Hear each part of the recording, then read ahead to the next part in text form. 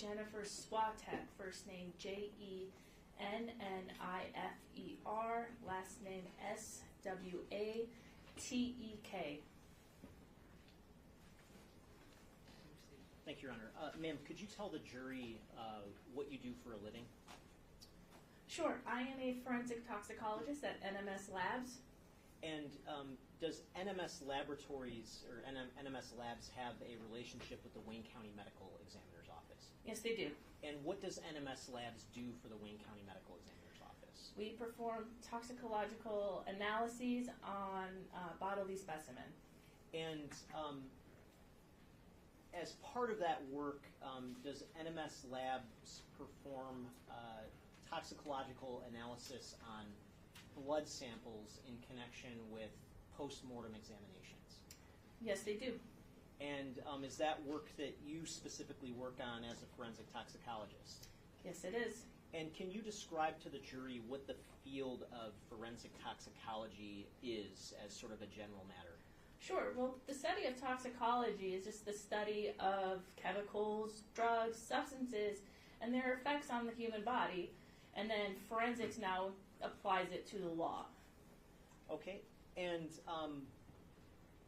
the sort of methods that are used by yourself and NMS Labs to perform forensic toxicology, are those methods something that are generally accepted in the relevant scientific community? Yes, they are. And what sort of training do you have to do the sort of work that you do as a forensic toxicologist?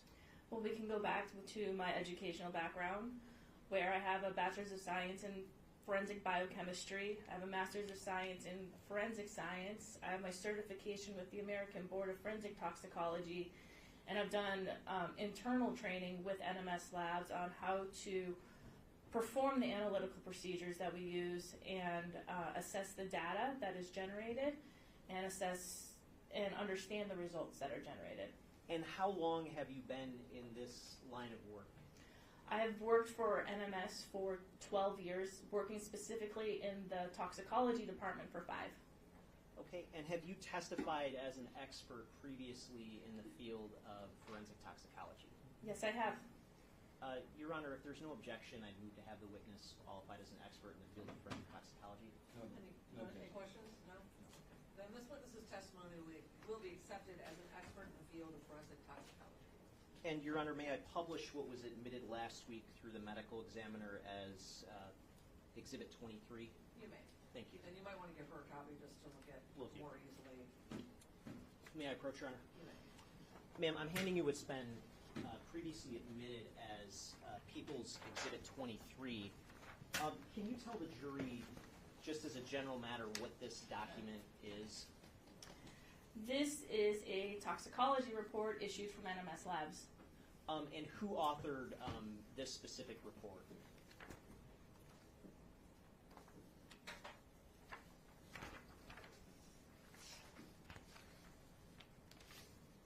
This specific report has my signature on it. And in terms of the toxicology associated with this specific case, were you the first one to author a report for this case? I was not.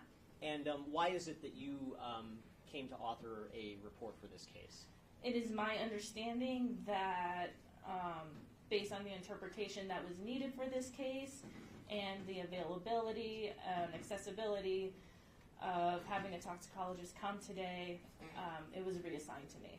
Okay, and as part of your work in this case, did you take an independent look at the data associated with the blood sample that NMS Labs had? I did. And was that blood sample, what was the sort of patient name associated with that blood sample according to the records? The patient name here is last name Woll, first name Samantha. Okay, and if we go into the positive findings section of the report, I just want to ask about sort of each positive finding. So where it says caffeine, what sort of information were you able to determine based on the data that you observed when it came to the substance of caffeine? Essentially, all this is saying is that we reported a presumptive positive off our screening results for caffeine, indicating this individual consumed a caffeinated product at some point. Okay, and what's the next substance that's indicated there? Gamma hydroxybutyric acid. And what is that substance? Gamma hydroxybutyric acid, we can call it GHB. It can be an endogenous, which means it's found within the body naturally. It can be found endogenously from breakdown of certain neurotransmitters, and it can also be utilized as a sedative hypnotic. And is there a particular sort of like street name that you're aware of for that particular substance, like that it's commonly known as? I believe roofies, maybe? Would that be like the date rape? Yes. Date rape drug? And it has been associated as being a date rape drug. Okay, and in terms of the result for that specific substance, what is the result there? We reported a positive result at 8.3 micrograms per milliliter. And is that result consistent with a endogenous finding or somebody being actually drugged or having ingested GHB? This would be a finding I would consider to be consistent with endogenous. It could be found, I think, potentially in anybody if we did postmortem analysis for this specific substance. So if any random person off the street who had never consumed GHB passed away and you analyzed their blood, might you see a level of GHB at around 8.3, like in this report? Yes, that is possible. So is there anything significant, in your opinion, about this level of GHB in the blood? No. Okay, and how about the other substances? Can we, I guess, go down to the next one? Sure, the bupropion. Yes, and what is bupropion? It is well known as Wellbutrin. It is a antidepressant drug. Okay, and what does the result tell us, if anything, about that particular substance in the blood? This results of bupropion in conjunction with its metabolite, hydroxybupropion. This tells me that this individual consumed or was possibly using Wellbutrin. And when you say metabolite, can you explain to the jury what you mean by that? Sure. It's just a breakdown product. Just even like if you eat food, you metabolize it. So with like drugs, we metabolize drugs and we break it down. So this is essentially a breakdown product of the bupropion. Okay, and what about the next substance after the metabolite? The zolpidem? Yes. Yes, the zolpidem, sometimes known as Ambien, can be a sedative hypnotic prescribed to help with sleep. Okay, and what, if anything, can we, I guess, glean from the level of that substance in the blood? Sure, this level of 25 nanograms per milliliter is consistent with literature values, consistent with a therapeutic use. Okay, and how about the remaining, the last four substances? What do those sort of reflect? Sure, the 11-hydroxy delta-9 THC, delta-9 carboxy THC, delta-9 THC, those are indicative of cannabis use, marijuana. And are some of those metabolites or... Right. Yes, the 11-hydroxy and the delta-9 carboxy would be metabolites of the delta-9 THC, the delta-9 THC being your main psychoactive ingredient in marijuana.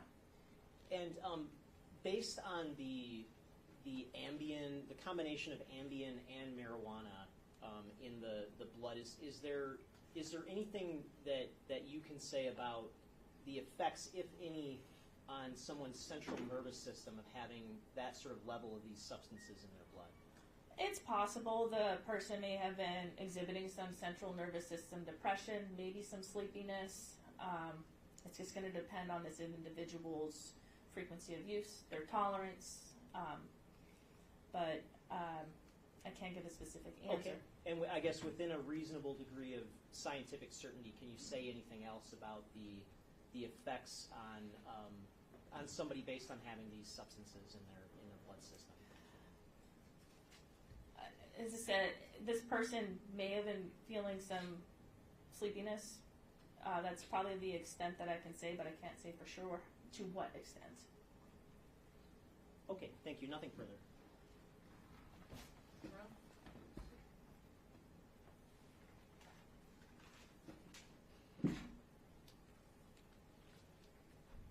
Good afternoon.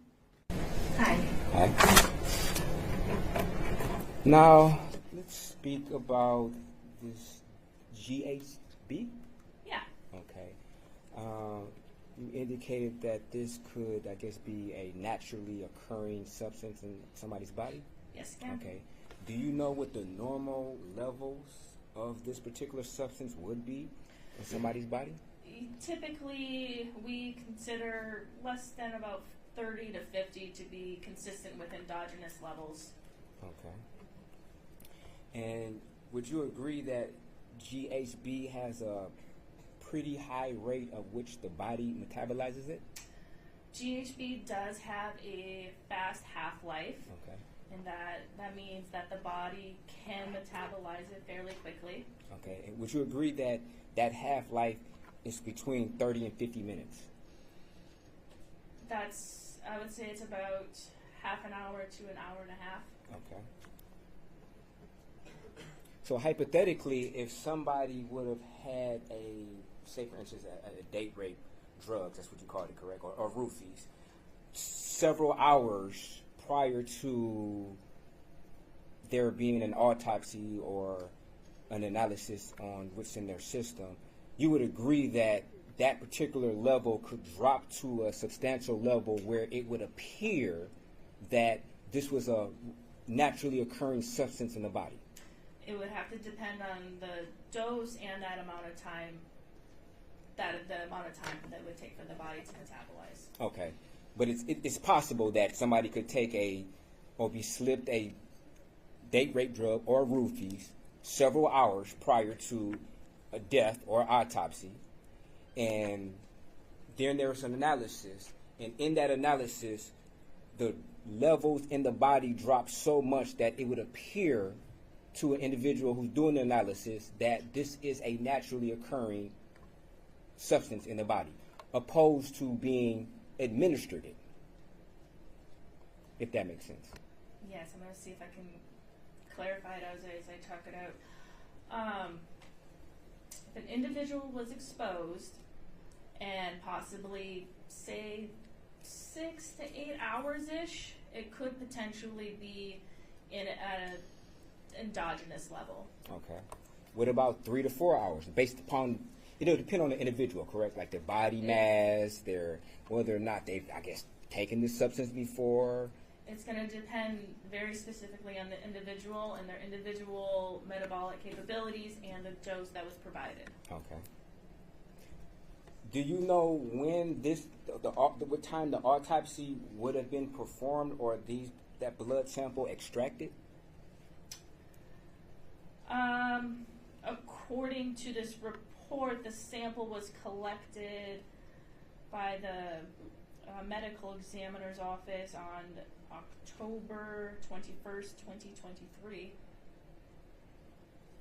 Do you know what time? Oh, excuse me, sorry, yeah, 1800 hours, so 6 p.m. Okay, 6 p.m. Okay.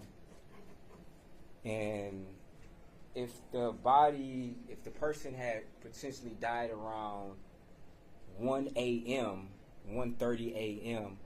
on October the 21st, which is some 5 hours, well, more than 5 hours, so I can do my math right now.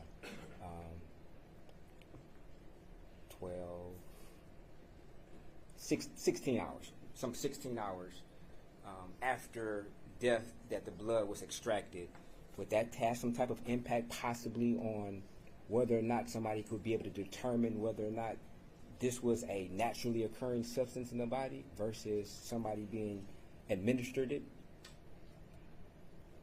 It would depend on when it was administered in relation to the time of death, not necessarily the time of the autopsy. Okay.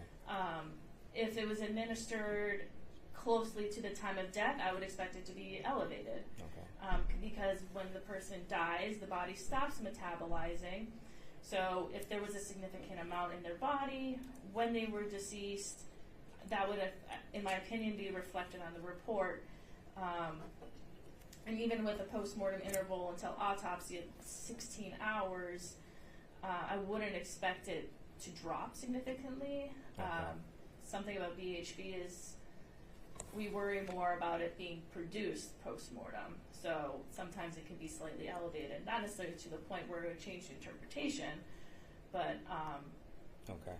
So wonder if hypothetically the person was administered this GHB around midnight okay, or 12:30ish, okay. and they actually died around maybe 4:20ish when they actually died. Okay.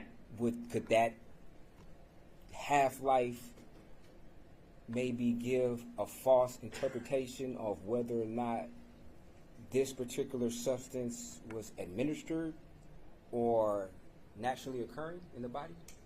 So the 4-hour interval, Yes. again, it's going to be very dependent on this person's metabolic capabilities.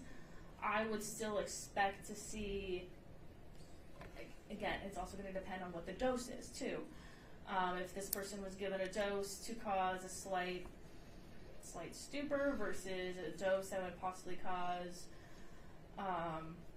deep sedation, that would also have to be a factor in, too. Okay. So I could expect a higher result even after 4 hours. Okay. Would you agree that GHB lowers the blood pressure in a person? It is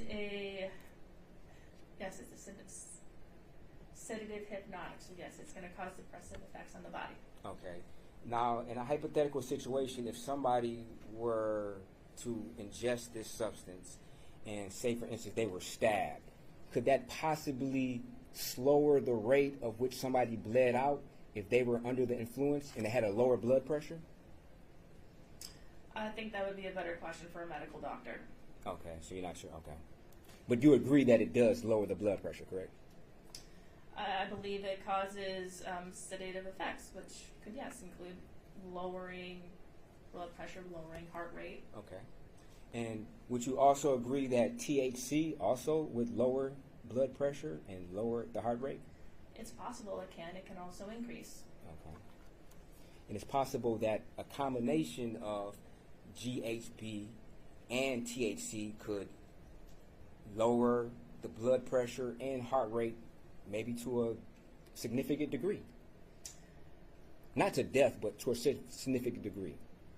Or more than normal. I'll rephrase that, I'm sorry. If a person was given 2 drugs that could cause sedating effects, it could cause lowering of, yes, heart rate, lowering of blood pressure, but again, I can't see how that would affect this individual. Okay. Would possibly Ambien, does that lower the blood pressure and or heart rate? It could. Okay.